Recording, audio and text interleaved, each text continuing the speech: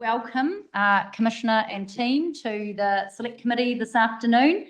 You have 30 minutes, half an hour with us. I see you have a presentation, so Yes. we will hand over to you to talk us through that, and then we'll open up for questions. Thank you. Yes, thank you. It'll be pretty brief. We thought it wouldn't be a proper presentation if we didn't have some slides. So I'll just quickly take you through a few interesting facts and figures, and then you can ask whatever you like. This little slide here shows you how our work mix has changed. An investigation is a big report, doorstop size, and that's the blue. And responding to public concerns are those green ones. I mean, there's lots of them, but they're little wee things. And then the dark green is responses to public policy. So that is actually making submissions on government documents or coming along here and talking to you about Select Committee stuff. So you can see there's been a big increase in the amount of government-driven both legislation and policy documents and so on and so forth. What that has meant actually is that we are doing less in the way of investigations because we don't have the resources to do both. So I just, our work mix is changing. You'd expect that. There's nothing strange about that. It's probably happened in the past as well. This next slide I thought might interest you. I think I'm one of the few bits of the public sector which can tell you precisely what our direct costs are for our work. We're set up to do this, so I know how much public money I'm spending on each of these big chunks of work anyhow. So you can see, you can read that for yourself, but the one we did on the drivers of afforestation in New Zealand, which was all about the ETS and so on and so forth, that was a thick end of $1 million, whereas writing a little note on the contribution of historical methane emissions to present day warming was $12,000. This is staff time and it is externally contracted work. So we don't have a large external budget, but we obviously, because we try to employ a pretty multidisciplinary range of skills, so there's usually somebody on the team who knows enough to do a lot of the work. But if we want to actually get something very precise, we want some modelling done, or we want to actually commission some research, then we spend money outside. But the bulk of that is our own staff time. But I think it's really useful and interesting. I have to say, I used to know this stuff when I was Minister for the Environment years and years ago. At the Ministry, we had a very fine-grained output purchasing system, which just seems to have evaporated. And I found it very useful because, and I do now, because if you say, oh, well, why don't we just go and do X? You've got a sense of how much resource. I mean, it's very easy to say to staff, or just do more, or just add in. But, there are limits. This actually gives you some sense of how much you've got tied up. And also, afterwards, you can say, well, actually, was it really worth spending so much in terms of resources and time on a thing? So I personally think this is really good. Now, there's something which is not up there, which will be particularly interesting to you people on this committee, and that is our estimate of direct staff costs associated with giving you advice on the planning bill and the natural environment bill between the 1st of January and the 30th of April comes out at $160,222. That's the staff cost. So, I mean, you know that you had a budget for using Roland Carruthers KCs, who's far grander than me and charges an enormous rate. Here, we're just our little office, but we've kept a track of staff time. We've diverted $166,000 worth of staff cost to helping the committee with that single legislative endeavour. So it just gives you a sense, actually, of, when you ask someone to do something, it does cost. We try to track that, so you've got a sense of how we're using our resources. The next slides are work that's underway or coming up. I can be very quick, and then I suspect you probably want to ask questions. This one is coming a bit over a month away. It won't have that title, I suspect, but it says Technologies to Unlock Environmental Information. As you know, I've been working on this topic for the last decade almost. The quality of New Zealand's environmental information, banging my head against brick walls and ministerial doors and all sorts of things to try to get some attention. And the last budget has had some quite quite positive things to say on this area. But I've got more to say, and what we've done is tried to pull together the findings of the last 9 years, really, to say, okay, if you want to put it all in one place, this is what the Parliamentary Commission for the Environment thinks you need to do if you want to take this stuff seriously. And the bit which is new in this report, and it really is, I think it's interesting, is just looking at some of the new technologies which are available. A lot of these are remote sensing from space and so on, which can change the game. Because if we go, we'll never get what we need using old technology. So, you know, the use of big data sets, the use of modelling, the use of remote sensing, this actually outlines some of the stuff, and it gives you 3 really nice little case studies. We'll bring the report to you, but it goes through 3 bits of New Zealand. Yours is 1, Hawke's Bay. Right. What data have we got and what haven't we got? You know, just to get a sense of it's a bit, you could either say it's moth-eaten or it's like Gruyere cheese. We know some stuff and we don't know other stuff. So this is putting the facts as we know them in front of you. So that's going to come out in the last week in July. Is that right? Yeah. Yep. So you'll get that. You'll have to find some time for a hearing, but I hope you do. It's very relevant to the spatial planning and the natural environment bills that you're looking at. It's very, very relevant. And there is one recommendation that relates to the new planning system in it. So I'm going to be producing this report before the election on what's the future of the New Zealand emissions trading scheme, with a particular focus on afforestation and offsetting. And again, this is pulling together a lot of work I've done over the last 5 or 6 years. There is some new modelling in this, which we've commissioned and worked on. In short, the ETS has real problems and forestry as at the heart of them, and somebody is going to have to address it someday. And the longer you leave it, the more difficult it will be. So that's what that report's about. The next one you'll be familiar with.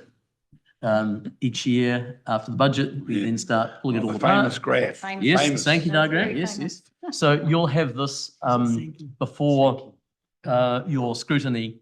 Actually, I don't know what happens in an election year. Do you? Because normally it's about sort of November, December, isn't it? December. Yeah, December. So anyhow, we'll have the latest edition of this for you to pull apart. And again, I would suggest to you that rather than just looking at votes, you have a look at, choose an outcome or choose part of an outcome and look at all the agencies that are contributing. And I mean, the last budget's had some really interesting things in it, like the wildings stuff. Now, you know, it's quite a big slug of money there. Interesting question to ask about that in relation to other things, right? Is that too much, given that you've only got so much for that outcome, or is it still too little? I mean, it's not to point the finger. It's simply to get a sense of priority and where resources are going. That's what your job is, and I've made it my job to help you ask those questions. There's also a report which will probably, I would think it'll come out early next year. We reviewed the terrestrial Indigenous biosecurity management system. That was the weeds report. We're doing the same for offshore, for the marine environment. So it'll be the same sort of report. It'll say, okay, these are the issues. We've got some interesting original research on biosecurity risk assessment. Here's the state of things. This is the way MPI is going about it, and could it be done better? I have to tell you, this is much, much, much harder stuff than stuff on land. It would be. So I doubt whether we'll be saying as much, actually, but it'll be interesting. So that one's coming down the track. Then this is a really big one. This is for next year. Resource efficiency of the New Zealand economy. This goes back at least a couple of years, and we will have spent a lot of money on this by the time we finish it. But you will be aware, you're always hearing people saying, oh, we need to have, zero waste or circular economy or all of this stuff. There's a lot of aspirational stuff around this. I think people frequently have no idea what they are saying when they make these claims. And so what I wanted to do was to understand just what the resource flows and the pollution flows from those resource flows in our economy look like. And we've put out a report last year, which gave an overview of New Zealand's current natural resource use profile. You've got that. So that was an early piece of work. What we're going to be focusing on now is how resource use and waste generation might evolve over the coming decades. And we're not just looking at the New Zealand economy, we're looking at New Zealand and the global economy. So we can track resource use in terms of imports and in terms of our exports, but also the environmental footprint of the imports, because a lot of the time we say we're all clean and green, but we've just offshored it, and also our environment down to provide the goods we provided. So it's a reasonably sophisticated piece of work. We've been working with the people who do the GTAP models at Purdue University in the States to commission some of the underlying input for this. This is a thing which a lot of governments do. I think the New Zealand government should have done this years ago. It doesn't. So we've done it.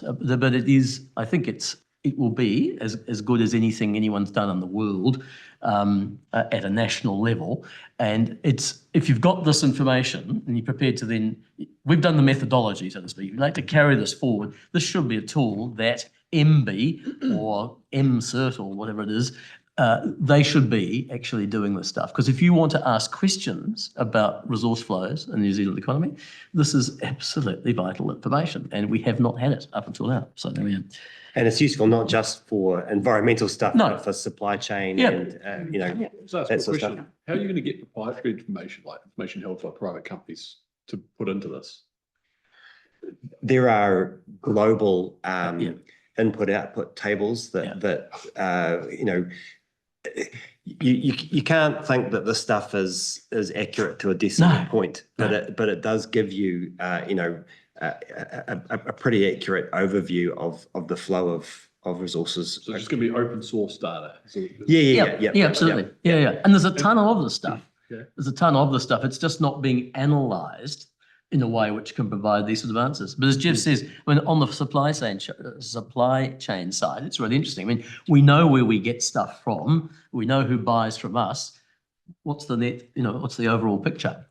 Sorry, up of that. Yeah, go for it. So, but when you're making a widget, you can have an environmental footprint, which is what this is measuring. But your widget's still got a lower footprint than potentially it's made anywhere in the world. So, or it might not. Bringing that into the report as well to make sure we've got context of actually. Yeah, absolutely. Yeah. I mean, it's not just the. It's not just, No. I mean, this is the thing. What it will show, I think, is that some of the stuff we import has a very heavy footprint. If you did it here, it might be lower, or vice versa. The whole point is this is not about trying to hone in on a problem. It's to say, look, this is fundamental, data which should be in the public arena. We're putting it together so then if this committee or if a government department or a minister wanted to ask some questions, you have a methodology for doing it. So anyhow, I'm sorry, you'll have to wait till next year for that one. Then just quickly, some research notes that we're going to be doing.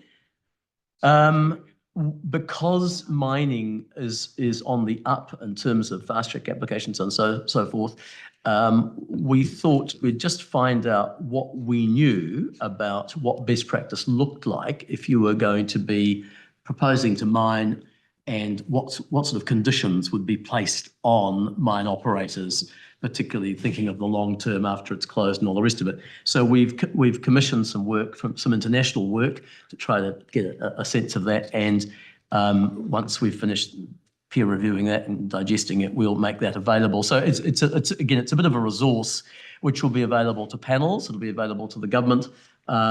We've just tried to say, well, this is what we know about best practice. What's the timing on that? That should be public and is in between those two other reports, sort of early August, I would think. Okay, right. So it's quite close. It's quite close. Second one, if you want to click on, is I'll let you talk about this because it's very much your patch, monetizing ecosystems. Again, this was sort of prompted by the by the sorts of conversations that are being thrown up by Fast Track about how you come up with net benefits, a net benefit test for a lot of these economic development projects.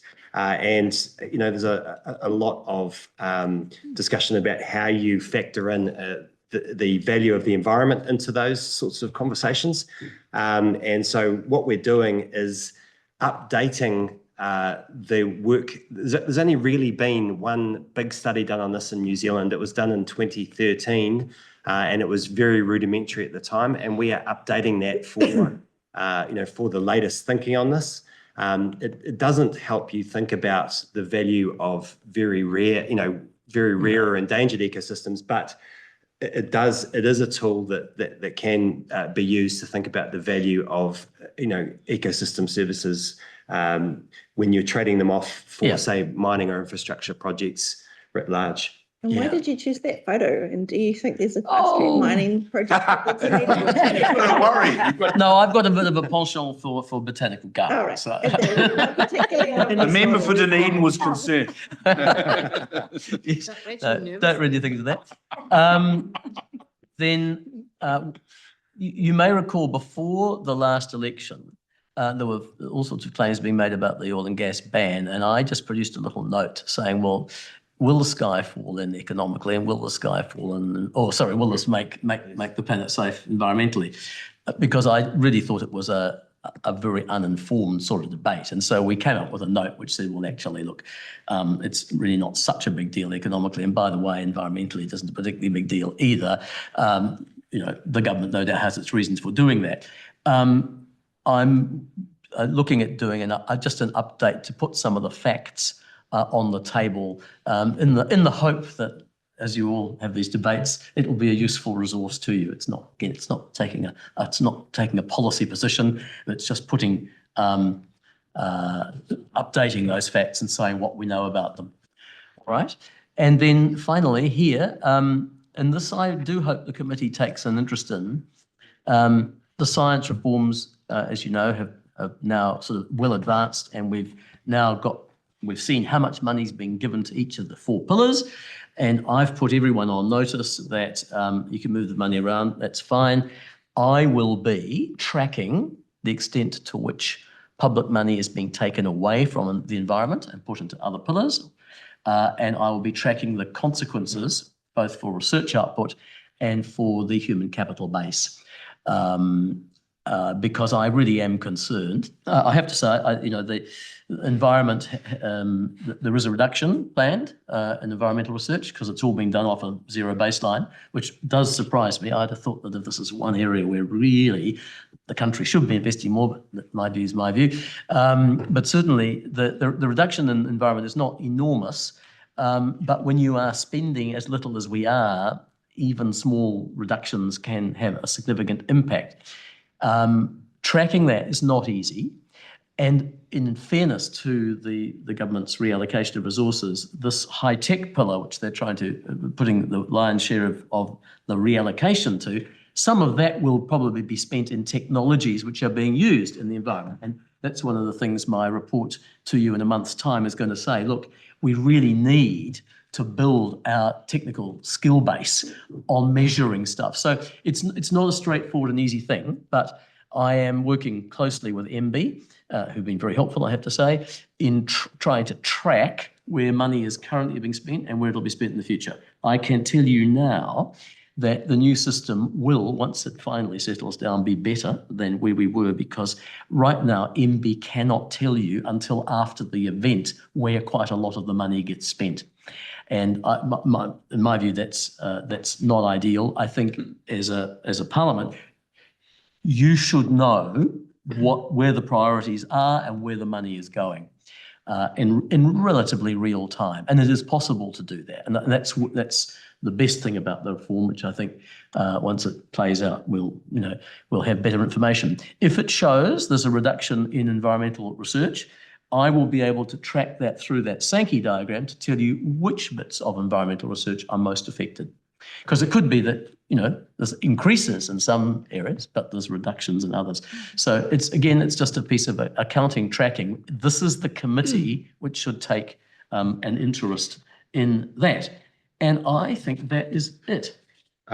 Is it? We've got one last slide on potential investigations. Oh, sorry. Well, yeah, I won't spend too long on this because we're still thinking about this. Once we've completed the piece of work on resource efficiency, then okay, all right, well, that's nice. What do you do with that? And one of the things we could do is look sectorally at the New Zealand economy and ask the same questions, but in a more applied way. I'm particularly interested in this food security one.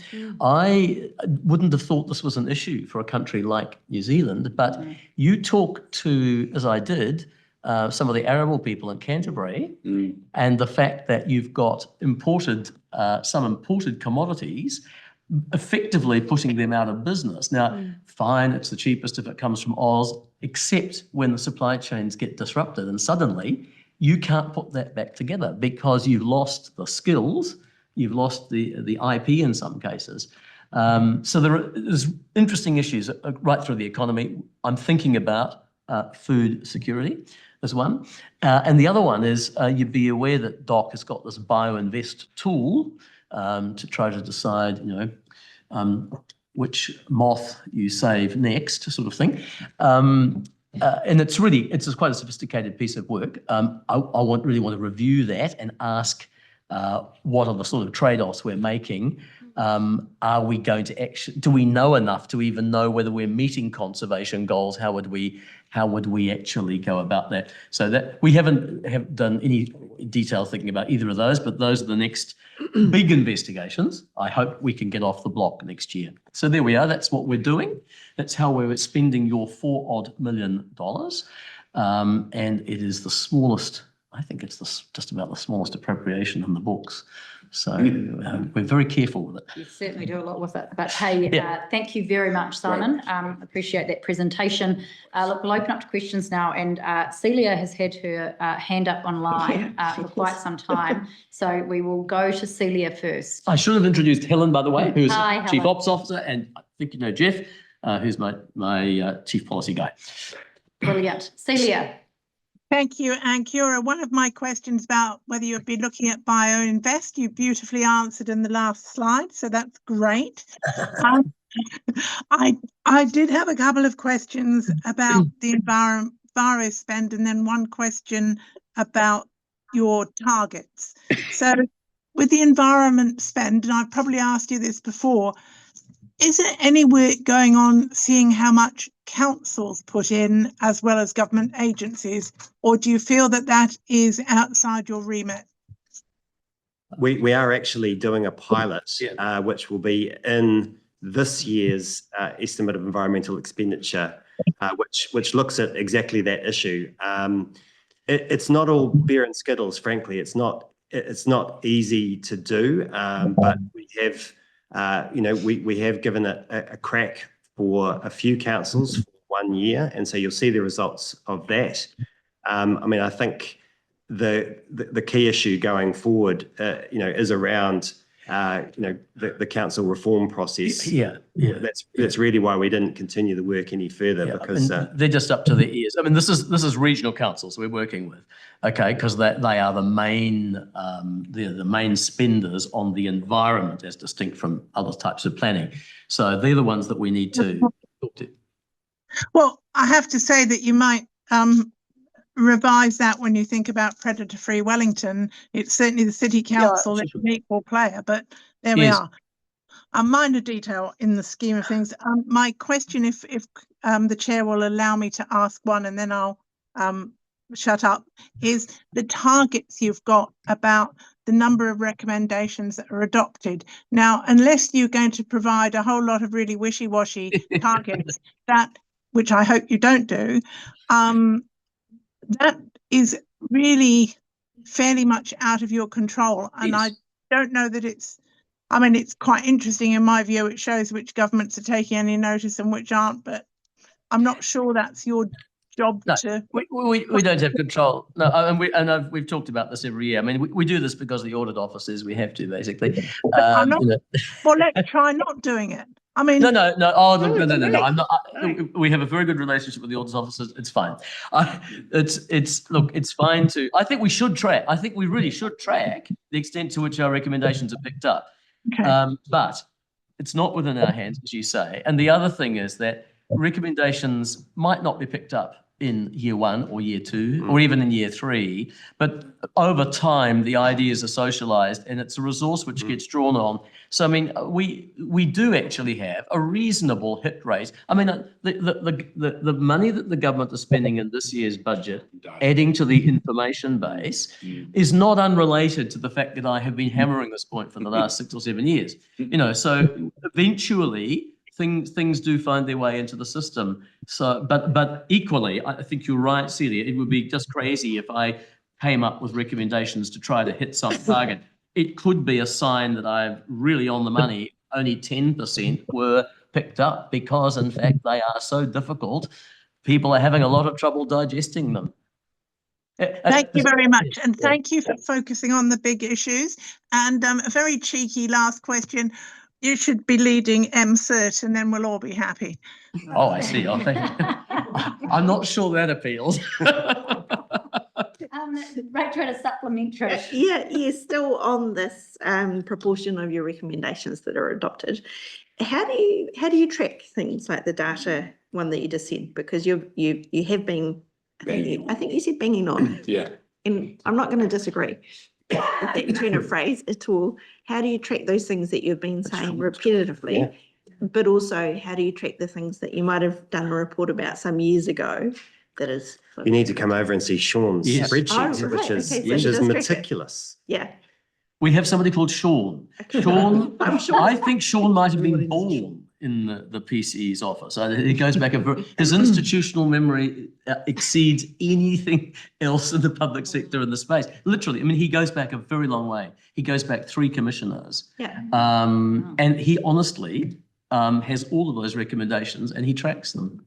Fantastic. That's great to hear about, Sean. Can I another question on that? And so on your analysis, on Sean's analysis, do you look at how you are influential in terms of, I know you've changed over the years, some of your reports you'll do smaller summaries of them, and that was from feedback from select committees, and you bang on about things for years and years and you talk to very many different people.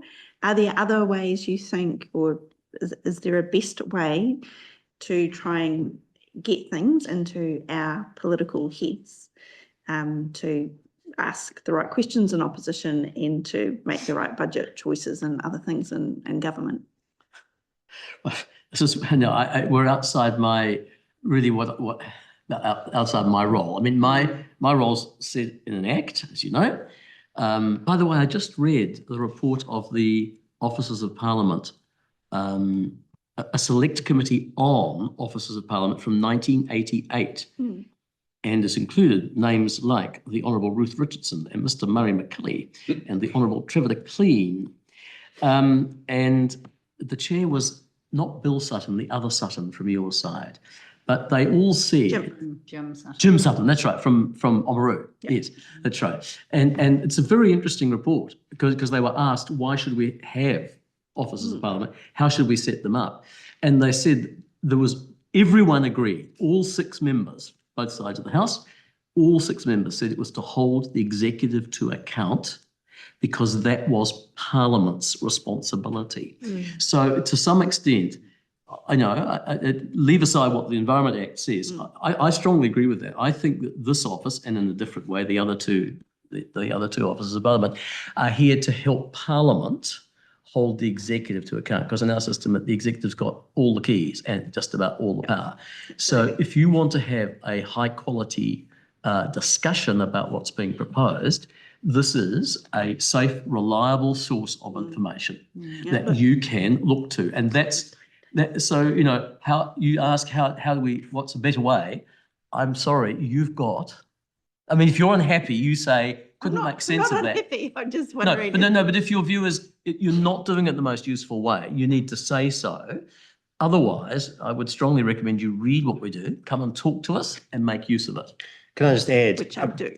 I think the biggest change in the way we operate over the last few years is not writing summaries. It's that resource shift that the Commissioner outlined early on in that presentation. Yeah. Quite a big resource has shifted from long-term proactive investigations to a more reactive role, based Yeah, on. and that was my next question. Is Yeah. that, Right. is that included in, is that sort of legislative advice that you give? Is that included in the proportion of recommendations adopted? No, Yeah, so that's a difficult thing. not as to far as I'm aware. Well, one thing we are looking at is having a different target for that because Yeah. the take up of those recommendations is quite different. As the Commissioner said, the shelf life of the big investigations is much longer, and they actually, when you look at them over a 10-year period, they have quite a high hit rate. But as you can imagine, the shelf life of an input into the policy process is much Weeks. shorter. It's weeks. And has a much lower take-up rate. When you think of the number of recs we've given you on these two bills, when it comes back to the House, that's either they'll have been accepted or they won't have been, and that's that. And there's no chance to change that. Whereas when we do a major investigation, things are alive. They're slow burners in some cases. David, Thank you. question. I'll try and be very quick because we've got such a short time. Number one, your office, I believe, is the most valuable resource that we have as a committee. And I mean that sincerely, with the fact that you can do a lot of work that helps us be informed to do the good work. Good. So I thank you for We that. have that minuted. But I can't help but notice that your spend over many years has been stagnant. Yes. Okay. And that sort of the question I have out of that is, number one, how do you decide whether you're doing enough, doing too little, with regards to it? Because I would suggest that your spend is actually not even keeping up with inflation. So what's your process? And look, it's interesting you ask that because my budget, of course, goes to the Officers of Parliament Select Committee, not this one. And so we have this discussion every year. And usually there's a member who says, look, is it enough? Is it enough? I mean, when I first took the job on, the first question was, have you got enough money? And I said, well, look, I haven't done the job yet. I don't know. Let's see. Because 9 years on, I can't give that answer again. But to be frank, David, I mean, my answer is this. I mean, it's how long is a piece of string? You could double the amount of money and we could easily, do more. But the question I've got, I put this to the Officers of Parliament Select Committee every time, push it back and say, would you listen to me anymore because I made more recommendations? And to be frank with you, I'm not convinced that you would. So I've come to you come to Parliament twice and said that we really do need to increase it. So we've broadly kept up. But the other thing is I've got 15, 16 FTEs. They're very, very high quality people. I think it's some of the best quality in the public service I know of. You try and double that, it's not easy. To get really good people, it's quite hard. I don't want to be a lackluster agency. I want to do a small amount of stuff really well. Yep. So can I? Yes, go for I it. think I'll make a statement. I think you got to see whether you're actually satisfied or dissatisfied with what you're doing. Yes, quite so. I think that's more of the question you ask yourself. But can I just come back to is it Sankey graph? Sankey diagram, yeah. So we always look at that every year and we think, this is really good, but I'm just thinking, how can we go to the next step? And at the moment, it's a quantitative, like it's showing us where the dollar is being spent in a space, but it's not telling us, is it meeting ministers' policy expectations? It's not telling us whether you talked about the benefit of the likes of the monetary, monetizing the ecosystem. What would be really good for us is also the quality of the spend. So I'm just asking the question of whether there's potential to evolve what you're doing here to the next step, because that's truly getting to the nub of what we're trying to do, is hold the executive to account about what they're delivering and what's the quality of that. But I've been trying to get this committee for the last 3 years to use exactly that, go to the next step. If you use that diagram, have a discussion, decide what looks to be the most interesting area of spend, and then say, that's what we want to focus on. I can then help you ask the next round of questions. And you have a power that I don't have. You can say to 4 or 5 ministries, we want answers to these questions by next Tuesday. I can't do that. Could I be the devil's advocate here? Yeah. I would suggest that you do work Well, like for us to ask you to go away and do it on predator Sure. control Yeah. or water quality or Yeah, whatever, yeah. you get down to that more granular Yep. level. What I'm saying out of your office, and I'm looking at the budget, I'm saying, can we do more here? I know you say you've got is it half an FTE that does that graph every year, whatever it is. Yeah. I'm just sort of Point saying four, that yeah. keep on doing the great work Yeah. you're doing, and how can we take it to the next level? Look, I'm sure I could make the case for a bit more if the committee wanted to use us on that sort of basis more regularly. Yep. So far, you haven't wanted to engage on that. If you want to, then, and if you said that we want to do an investigation a year using that diagram, focus on an area, focus on an outcome, then I think we could team up and do something very useful. It wouldn't be hugely expensive, but it would be, I'd then know that needed to be in my base load moving forward. If you'd like to talk about this again, I'm very happy to come back because I think you are not using to the full what we're providing to you.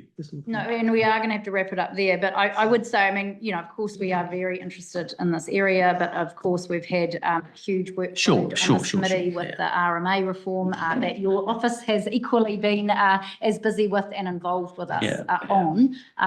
And so, it's kind of does become a measure of priorities and focus as well. So thank you very much for your time. Thank you for that presentation. Thank you for all the work you do for our committee. We really appreciate it. It's really valuable. And thank you. Pleasure. Yeah. Okay. Thank you. Thank you. Thank you.